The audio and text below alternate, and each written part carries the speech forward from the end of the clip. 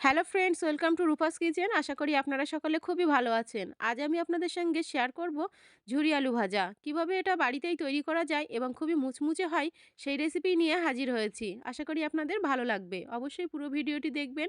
এই ঝুরি আলু ভাজাটা কিন্তু এমনি শুধুও খাওয়া যায়, আবার ভাতের সঙ্গে খেতেও কিন্তু দারুণ লাগে। তাহলে চলুন শুরু করা যাক। প্রথমেই আমি এখানে 4 পিস আলু খোসা ছাড়িয়ে কেটে নিয়েছি। আলুগুলোকে একটু লম্বা এবং বড় সাইজের নেওয়ার চেষ্টা করবেন, এতে কিন্তু খুবই ভালো হয়। এখন আমি একটা গ্রেটার নিয়ে এই বড় ছিদ্র দিকটা দিয়ে কিন্তু গ্রেট করে নেব। ছোট দিকটা দিয়ে করলে লাচ্ছাগুলো সরু হবে। তারপর আলু কিন্তু এইভাবে লম্বালম্বি কিন্তু আমাদের গ্রেট করে নিতে হবে। আড়াআড়িভাবে গ্রেট করলে লাচ্ছাগুলো ছোট ছোট হবে, সেই জন্য আমি লম্বাভাবেই কিন্তু আলুগুলো গ্রেট করে নিচ্ছি। আশা করি দেখেই বুঝতে পাচ্ছেন। এইভাবেই কিন্তু গ্রেট করে নিতে হবে। দেখুন আলুর লাচ্ছাগুলো কতটা বড় বড় এবং একটু মোটা সাইজের হয়েছে। এইভাবেই কিন্তু আমরা সব আলুগুলোকে গ্রেট করে নেব।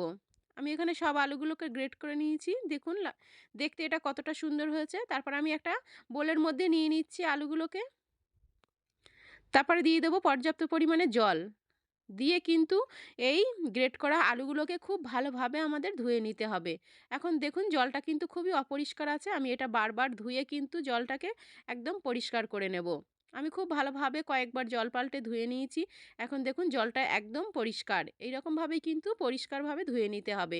এখন আমি এখানে দিয়ে দেবো অর্ধেক লেবুর রস। এই লেবুর রসটা দেওয়ার কারণেই কিন্তু ঝুরি আলু ভাজাগুলো একদম সাদা ধবধবে হবে, যেটা দেখতে কিন্তু অসাধারণ লাগবে। এখন সব কিছুর সঙ্গে খুব ভালোভাবে মিশিয়ে নিয়ে আমি এটা 10 মিনিটের জন্য রেস্টে রেখে দেবো। অবশ্যই কিন্তু এখানে ঠান্ডা জলটা ব্যবহার করবেন। দেখুন 10 মিনিট পর আলুর লাচ্ছাগুলো একটু শক্ত মতো হয়ে গেছে। এরপর আমি এই আলুর লাচ্ছাগুলোকে হাত দিয়ে কিন্তু একটু জল চিপে তুলে নেব। অবশ্যই কিন্তু এখানে জলটা চেপে তুলে নেওয়ার চেষ্টা করবেন। সব আলুগুলোকে আমি তুলে নিয়েছি। এখন এই আলুগুলোকে দেখতে কতটা সুন্দর দেখাচ্ছে দেখুন। এখন আমি একটা সুতির কাপড় বিছিয়ে নিয়েছি। তাতে আমি এই আলুর লাচ্ছাগুলোকে ছড়িয়ে দেবো এভাবে। সব আলুগুলোকে কিন্তু আমি এভাবে ছড়িয়ে নিচ্ছি। এতে করে সুতির কাপড়ের ওপর দেওয়ার চেষ্টা করবেন, যাতে জলটা খুবই তাড়াতাড়ি কিন্তু শুকিয়ে আসবে। ছড়িয়ে নিয়ে তারপর আমি আরও একটা সুতির কাপড় নিয়েছি। নিয়ে এইভাবে উপর থেকে জলটাকে কিন্তু এভাবে চেপে চেপে মুছে নিতে হবে। এতে করে ভাজার সময় কিন্তু সময়টা খুবই কম লাগবে। আপনারা চাইলে কিন্তু এখানে টিস্যু পেপারও ব্যবহার করতে পারেন। দেখুন আলুগুলো শুকনো হয়ে গেছে। এখন এটা ভেজে নেওয়ার পালা।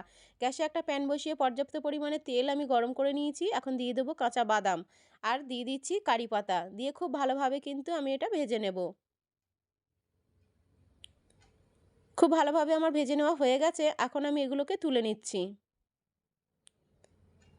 অবশ্যই কারি পাতাটা দেওয়ার চেষ্টা করবেন, এতে করে কিন্তু ফ্লেভারটা দারুণ হবে। আর বাদামগুলো দিলে কিন্তু দেখতে ভালো লাগে। তারপর ওই একই তেলের মধ্যে আমি দিয়ে দিচ্ছি আলুর লাচ্ছাগুলো। এখানে বেশ অনেকটাই কিন্তু একসঙ্গে দিয়ে ভাজা যায়। এগুলো ভাজার সময় গ্যাসের ফ্লেমটা অতি অবশ্যই মিডিয়ামে রাখতে হবে। এটা খুব বেশি সময় লাগে না। 5 থেকে 6 মিনিট ভেজে নিলেই কিন্তু এটা রেডি হয়ে যায়। যতক্ষণ এরকম ফেনা তৈরি হবে ততক্ষণ বুঝতে হবে এটা কাঁচাই আছে। যখন দেখবেন এরকম ফেনা আর থাকবে না, তখনই বুঝতে হবে এটা আমাদের রেডি হয়ে গেছে। দেখুন এটা কিন্তু এখন আমার একদম রেডি হয়ে গেছে। একটা ছাঁকনির সাহায্যে আমি তেল ঝরিয়ে তুলে নেব। আমি সবগুলোকেই কিন্তু তুলে নিচ্ছি। দেখলেন তো কত সহজে কিন্তু এই ঝুরি আলু ভাজা তৈরি হয়ে যায়। তাহলে অবশ্যই বাড়িতে একবার ট্রাই করবেন। দেখবেন এটা ছোট থেকে বড় সবাই কিন্তু পছন্দ করবে। এটা এমনিতেও খাওয়া যায় চায়ের সঙ্গে, স্ন্যাক্স হিসেবে, আবার কিন্তু এটা ভাতের সঙ্গেও খাওয়া যায়। খুবই দারুণ লাগে। তাহলে দেখলেন তো কত সহজে বিয়েবাড়ির স্টাইলে কিন্তু ঝুরি আলু ভাজা তৈরি হয়ে যায়। তারপর বাকি আলুগুলোকে আমি এভাবে ভেজে নিয়েছি। এখন একটা প্লেটে সার্ভ করে নিয়েছি। প্রথমেই দিয়ে দিচ্ছি কারি পাতা। তারপর আমি এখানে দিয়ে দেবো যে বাদাম ভেজে রেখেছিলাম, সেই বাদামগুলোকে এখানে দিয়ে দিচ্ছি। এভাবে বাদামগুলো দিয়ে মিশিয়ে নিলে কিন্তু দেখতে খুবই ভালো লাগে। জাস্ট আর কি। তারপর আমি এখানে দিয়ে দিচ্ছি বিট লবণ। আপনারা চাইলে কিন্তু এমনি লবণও দিতে পারেন। দিয়ে খুব ভালোভাবে মিশিয়ে নিচ্ছি। এখানে কিন্তু আর কোনো মশলা দেওয়ার প্রয়োজন নেই। আপনারা চাইলে কিন্তু চাট মশলাও ব্যবহার করতে পারেন। দেখুন এটা কতটা বেশি মুচমুচে হয়। অবশ্যই তাহলে বাড়িতে একবার ট্রাই করবেন। আশা করি আমার আজকের এই সহজ সরল রেসিপি আপনাদের ভালো লেগেছে। ভালো লাগলে অবশ্যই ভিডিওটিতে একটা লাইক করবেন। আর যারা এখনও আমার চ্যানেলটিকে সাবস্ক্রাইব করেননি, চ্যানেলটিকে সাবস্ক্রাইব করে চ্যানেলের পাশেই থাকবেন। পাশে থাকা বেল বাটনটি অবশ্যই প্রেস করে রাখবেন। দেখা হবে নতুন রেসিপিতে। ভালো থাকবেন, সুস্থ থাকবেন। ধন্যবাদ সবাইকে।